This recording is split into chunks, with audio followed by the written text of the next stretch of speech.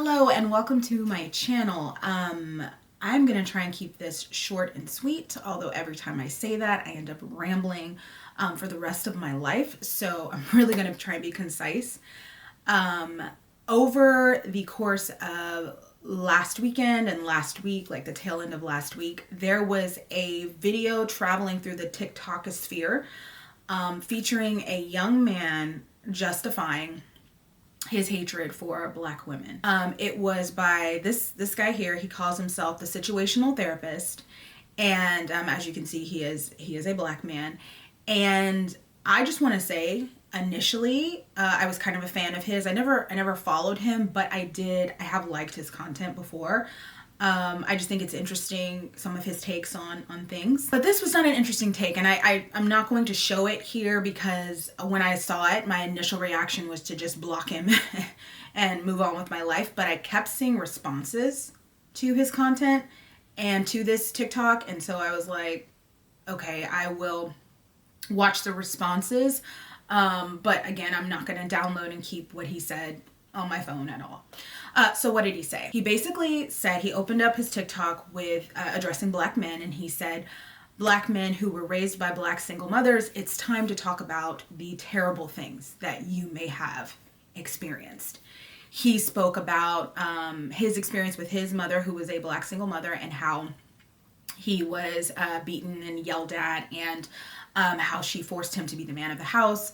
There was some conversation in there about how she would force him to rub her feet. There's a lot that he says about his mom and his experience growing up with her, and he wasn't very happy, and it has affected him in great ways. And so nobody's delegitimizing or taking anything away from that. But then he said at the end of his video, and people wonder why so many Black men hate Black women. Well, it's because we grow up with these horrible single mothers. And I think that's when collectively the internet was like, nah.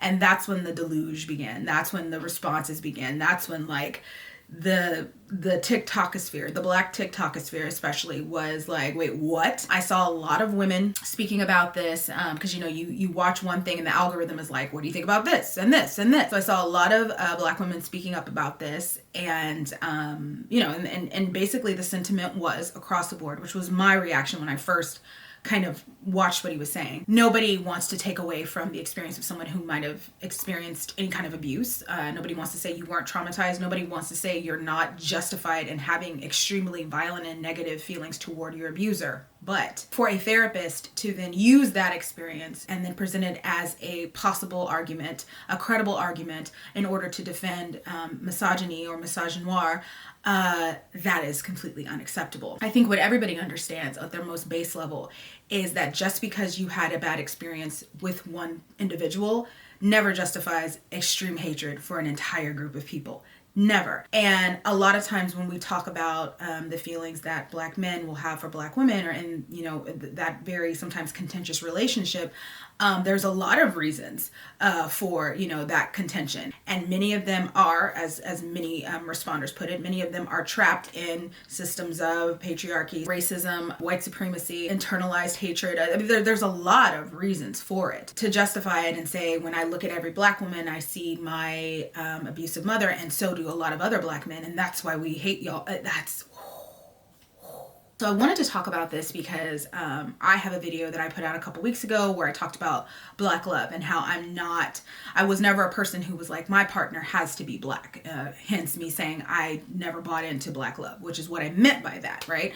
I never bought into this idea that I was going to build a home with a partner who looked like me and do this and that. And a lot of it had to do with the fact that as I was growing up, I watched those young men who looked like me pick other women. And so as a result, my limited romantic socialization came from men who looked nothing like me. The kind remarks, the nice remarks, the little dudes who were my friends, the guy who asked me out to homecoming. I believe that's a story that I told in that video. They were white guys. In fact, the first boy to ever even have a crush on me, that he voiced it out loud, was, his last name I believe was Ramirez. and he told everybody in our third grade class that I had the bitty bitty and the bum bum, you know, like the Selena song. And I thought he was saying I was fat. And so I was like, Edgar, because I didn't know what it meant. But yeah, so I just never, most of my positive reinforcements came from men who did not have the same skin color as me. And, you know, I experienced negativity as well, but most of the positive. So I had positive and negative to balance it out. And growing up, when it came to me and black men, I only had negative. I did not have any positive to balance it out, unless you're talking about like the relationship I had with my own father. And outside of that, I didn't really have any, you know, positive. Yeah, so in that video, that's what I'm saying. I because of that, I never was like, oh, I have to have a black partner, because I really didn't see how for me it was a possibility. And also I mentioned that I had to forgive my little bullies from back in the day. I had to forgive. I had to understand where they were coming from, what they were impacted by. I had to understand a lot of things to even be able to entertain, you know, going on a date with someone of my same skin tone. I mean, this is just a reality, but I did do the work, right? And I never, even when I was, you know, in the midst of working through a lot of things that I had experienced, I never said, oh, this is why I hate all black. Never. It was just kind of this understanding of, this is why I don't think that I will have a black partner. It was never, they're all terrible just because I was rejected romantically. Now, I do understand being rejected romantically and experiencing whatever is not the same as growing up with an abusive parent, in the fact that, like, I could escape. Right? I could escape my bullies. I could escape them. I could go to my house where I was praised. I could go, you know, to other, but like, I didn't have to be around it all the time. So my heart definitely goes out to this young man for experiencing that. But yeah, the way that he chose to say it was extremely hurtful, especially for a group of people. I'm talking about black women who don't ever need any more criticism and to be kicked anymore. Like it's good. We're good. And what I also thought was interesting was you have people that grow up in these systems with women who are victims of greater evils. And again, not justifying, you know, the way his mother treated him at all. But I am a person who will always look at how environment informs an individual's actions. And you have people who are just victims of greater evils. His mom, single mom, husband who, or baby father who probably abandoned her. I don't know if he was the only child in the house, but I can just imagine. The guy looks about like to be in his mid to late 30s. So he was growing up, you know, at a certain time, and we don't know what her financial realities were. You know, we don't know what how old she was compared to him. All of these things matter as far as like how supported she felt, how emotionally prepared she felt. We don't know what she might have seen in her childhood. One of my favorite responses to this was from a YouTuber who now, she posts a lot more on TikTok, but her name is Julesy, and she's an actual academic. I'm not, and don't ever claim to be, but she brought up some great examples and some great books and things of that nature that she would suggest that this young man read in order to better inform his knowledge and his point of view when it comes to violence in the rearing of black children, and how people pass violence down from one generation to the next, and how it doesn't just affect black men, but it affects black women as well. And she talks about how, you know, it also seeps its way into black relationships. I think most people were on the same accord with it, which was you having a bad experience with one person should not ever be used to justify your bad opinion of or your hatred of an entire other group of people. I mean, can you imagine if he was on there saying, oh, and they wonder why we hate blank group of people? Somebody, what, you know, can you imagine? Can you imagine? So he actually reminded me of this other guy that I see on TikTok. He's a young white guy, and when I say this guy, his growing up, his story, the abuse that he faced, the food scarcity, the emotional abuse, the things that he faced growing up, very, very, very rough. And so I'm just gonna post a few screenshots of his TikToks here, like where he talks about what he went through with his mother, who was a white woman. This dude is married to a white woman, married and has kids. You know what I mean? Went through it, but didn't use it as a basis to build an argument of hatred against an entire group of of people. So yeah, I was listening to this, and I was very, very grateful for everybody who spoke up to this person and sent him their information and put videos and stitched it and did whatever else. I think this young man is actually on a journey of healing. And so I think even what he did that day, like, I think there's going to be a silver lining to it. And I hope he does get to the other side of it, because working as a mental health professional, a lot of people brought this up. What if he was to be treating a young Black woman?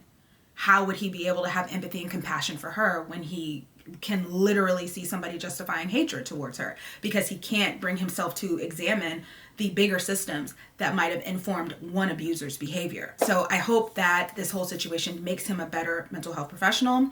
But the most important thing I think I witnessed from this whole thing was the rise of Black men's voices against speech like this. And there was one guy, he did such a great job of breaking down what this young man was saying. Because I think it's one thing when Black women respond to something like this and we're like, hey, cut it out. But I was really looking, I was like, what are Black men gonna say to this? What would a Black man say? And so I finally saw one, and it was so perfect. It was so well done. And it was one of those things where I saw it, I commented, and I forgot to heart it and save it. And But there was another guy who made an incredible point, and I love that it was coming from him.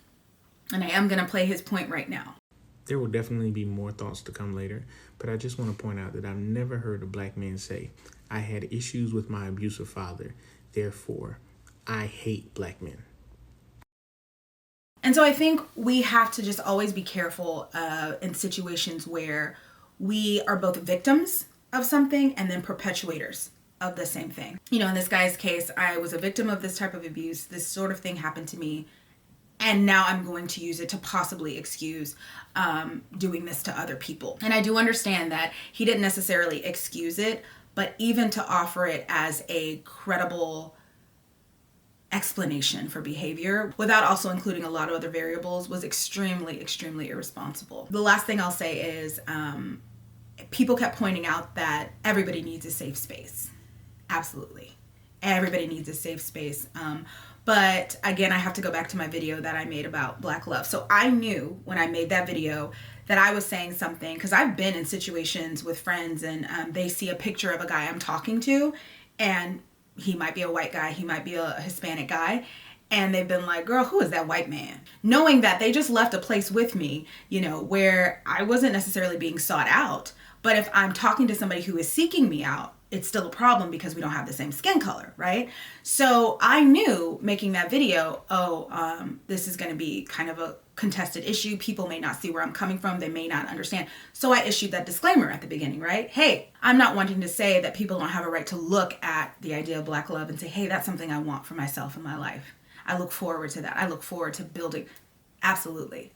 I'm just going to talk about why, for me, it was never something that really called my name specifically. And I think that those kind of disclaimers are important before you start to tell your story in a place that, I mean, honestly, the internet is never really a safe space, right? You never know who is going to hear what you have to say that does not share your experience and therefore won't be able to understand your reality and therefore won't be able to stand where you are and what you need in your healing journey, because they just don't get it, right? So I think if you're going to be on the internet and you're looking for a safe space, I think, first of all, especially as a mental health professional, you need to understand, hey, these are all, this is why I'm framing it this way. I know you may not get it, but this is why I'm framing it this way. I'm not trying to take away anything from you or hurt you and specifically, but I'm going to frame my issue as this because this was my experience. And then most importantly, I think when you're speaking to people about trying to heal, you need to always be coming from a place of compassion and love. So the better thing for him would have been to say, hey, Black men who grew up like this, it's okay. We need to talk about what you experienced. However, we need to also understand that what you experienced might have informed how you treat Black women, and we need to take a moment to unpack that. If you'd like to unpack that, I'm a working therapist. I have Zoom meetings. You know what I mean? That's something I feel needs to happen in spaces that are very, very protected. Because I think when people, like I said, when they're at the beginning of their healing journey, it's not always cute. It's not always the nicest thing. But you do need to be able to say how you feel. It was a very interesting discourse that happened all over TikTok. And I know that he also has a YouTube page. I'm not going to go down that winding road, but I wanted to talk about it because I'm a person who did come from a situation where I had bitter feelings. in some way towards black men. Like I said, I never was like, I hate them, but I definitely was like, oh, I'm not worried about it. And I'm a different person now. And that's because I've done the work. And I didn't necessarily do the work in front of people, and I didn't do the work at their expense. And I think that's very, very important, because once again, you don't ever want to be a person who participates in systems that support bringing people down. And that is what he was doing. Yeah. So anyway, thanks for watching.